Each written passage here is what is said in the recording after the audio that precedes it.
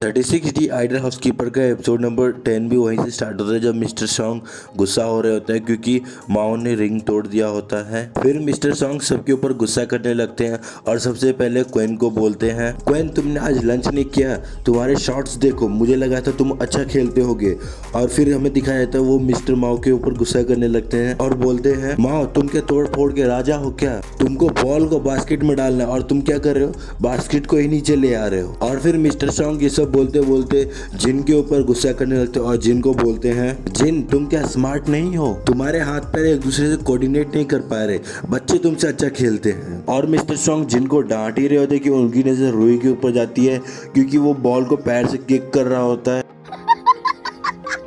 और हमें दिखाया जाता है रूही बोल रहा होता है प्रैक्टिस कितना हार्ड है ना। फिर हमें दिखाया जाता है मिस्टर सॉन्ग शैतानी रूप लेके रूही को चिल्ला के बोलते हैं, यू लिटिल ब्रैट, तुम्हारी हिम्मत कैसी हुई बास्केटबॉल को पैर से खेलने की, क्या तुम मजाक कर रहे हो, इधर आओ। और फिर मिस्टर सॉन्ग रूही की तरफ जाने लगते हैं और क्वेन और जी मिस्टर सॉन्ग को रोकने लगते हैं और क्वेन बोलता है भाग जाओ, मिस्टर सॉन्ग तुम्हें सच में मारना चाहते हैं। और फिर रूही देखता है मिस्टर सॉन्ग वो दोनों को पीटने लगते हैं और वो देख के वो पीछे घूम के भागने ही वाला होता है कि वो देखते हैं लिन उसके पीछे खड़ी रहती है और बोलता है, लिन जिया तुम यहाँ क्या कर रही हो। फिर लिन बोलती है, मास्टर रूही। और फिर हमें दिखाया जाता है रूही लिन को अचानक से देखते हैं, इसकी वजह से उसकी नाक से खून निकलने लगता है और लिन बोलती है, मास्टर रूही मास्टर रूही। और फिर अगले सीन में हमें दिखाया जाता है रूही लिन के गोदी में लेटा हुआ रहता है और लिन बोल रही होती है, मास्टर रूही आप ठीक है, आपकी नाक से खून क्यों बह रहा है, क्या आपने ज्यादा एक्सरसाइज कर लिया। और फिर हमें दिखाया जाता है मिस्टर सॉन्ग, क्वेन और जी तीनों के नाक से खून निकलने लगता है और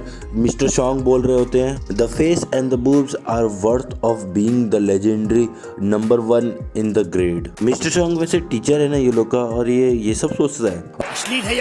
और फिर हमें दिखाया था माओ बहुत ज्यादा गुस्सा हो रहता है क्योंकि रूही लिन के गोदी में लेटा हुआ रहता है और वो गुस्सा करते हुए बोल रहा होता है, यू लिटिल ब्रैट, मेरे सिस्टर के ऊपर से हट जाओ। और फिर सीन चेंज होता है और हमें दिखाया जाता है बास्केटबॉल जिम और कोई बोल रहा होता है, माओ माओ काम डाउन काम डाउन। और फिर हमें दिखाया जाता है नरूसे बोल रहा होता है, why do you start to fool around with them. और फिर हमें दिखाया जाता है रूही मिस्टर सॉन्ग को डरते हुए बोल रहा होता है, मिस्टर सॉन्ग मैंने क्या किया, आप मुझे मारना क्यों चाहते हैं। और मिस्टर सॉन्ग रूही को खींच रहे होते हैं और रूही अपने मन में सोच रहा होता है अब तुम्हें पकड़ा गया। और तभी रूही लिन के चुंगू मुंगू से टकरा जाता है। बस अब यही देखना बाकी रह गया था इसमें। फिर लिन थोड़ा सा चिल्लाती है और बोलती है, मास्टर रूही। ये वाला इमेज में 2-3 सेकंड और रखो स्क्रीन के ऊपर। चलो छोड़ो। फिर हमें दिखाया जाता है बास्केटबॉल जिम और फिर हमें दोबारा बास्केटबॉल जिम के अंदर मिस्टर सॉन्ग दिखाया जाता है और वो बोल रहे होते हैं, वो एकदम खुश होके बोल रहे होते हैं, गुड, पहले से बहुत बेहतर है और करते रहो ऐसे ही। और ये मिस्टर सॉन्ग क्या करने की बात कर रहे हैं शायद मुझे समझ नहीं आ रहा, ये पूरा स्टोरी डबल मीनिंग से भरा पड़ा है। और फिर अगले सीन में हमें दिखाया था वो लोग एकदम अच्छे से बास्केटबॉल गेम खेलने लगते हैं और नरूसे बोल रहा होता है, क्वेन कैच। और क्वेन कैच कर लेता है और एक शॉट लेने के लिए प्रिपरेशन करता है और अपने पैर थोड़े से मूव करता है और बोलता है, ये मेरे ऊपर छोड़ दो। और फिर वो थ्रो करता है, शॉट इतना ज्यादा परफेक्ट होता है ऐसा लगता है अब वो रिंग के अंदर चला जाएगा। और माओ और रूही बहुत ज्यादा खुश हो रहे थे क्योंकि वो शॉट बहुत ज्यादा परफेक्ट जाने वाला होता है। और रूही बोलता है, अमेजिंग गुड शॉट, बट वो बॉल रिंग से टकरा के वापस आ जाता है। क्वेन बहुत ज्यादा शॉक में आता है क्योंकि उसको लगा था बास्केट होगा बट वो रिंग से वापस टकरा के आ जाता है। और फिर हमें दिखाया जाता है माओ बॉल पकड़ने के लिए तेजी से भागता है और बॉल पकड़ के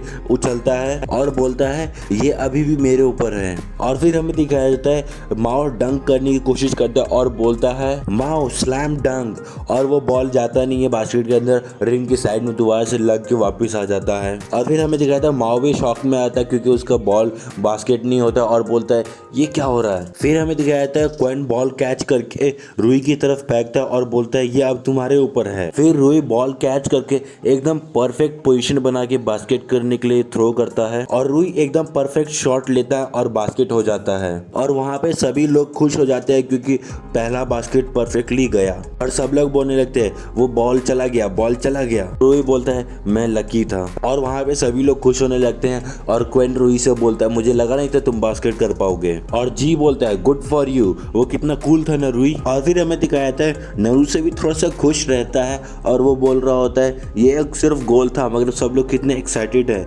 और मैं यहाँ पे बता दूं, अगर कोई भी बंदा अगर मतलब बास्केट के अंदर डालता है तो उसको बास्केट काउंट किया जाता है, गोल नहीं बोला जाता। फुटबॉल नहीं चल रहा है ये। और यहाँ पे मैंने बास्केटबॉल का थोड़ा सा ज्ञान पेल दिया। और फिर हमें दिखाया था नरूसे भी बहुत ज्यादा खुश होता है और अपने मन में सोच रहा होता है इतना बुरा भी नहीं था, सब लोग खुश हैं। और फिर हमें दिखाया था लिन रुई की तरफ दौड़ के जाती है और बोलती है मास्टर रुई, और बोलती है मास्टर रुई आपका शॉट कितना ऑसम था ना। और फिर रुई पीछे घूमता है और वो लिन को देखता है और वो देखता है लिन जो दौड़ के आ रही थी उसकी वजह से उसके चुंगू मुंगू हिल रहे होते हैं। और ये चीज वहाँ पे सभी लोग देख रहे थे, इसलिए सबकी नाक से खून निकलने लगता है। और फिर लिन पूछती है सबके नाक से खून क्यों निकल रहा है, सबने ज्यादा एक्सरसाइज कर लिया क्या। और दोस्तों यहीं पे 36D आइडल हाउसकीपर का एपिसोड नंबर 10 और 11 खत्म हो जाता है। अगर दोस्तों आपको 36D आइडल हाउसकीपर का एपिसोड पसंद आ रहा है तो प्लीज इस वीडियो को लाइक कर दीजिए, शेयर कर दीजिए और इस चैनल को सब्सक्राइब कर दीजिए, ताकि अगर मैं आगे के एपिसोड्स का एक्सप्लेनेशन करूं तो आपको नोटिफिकेशन चला जाए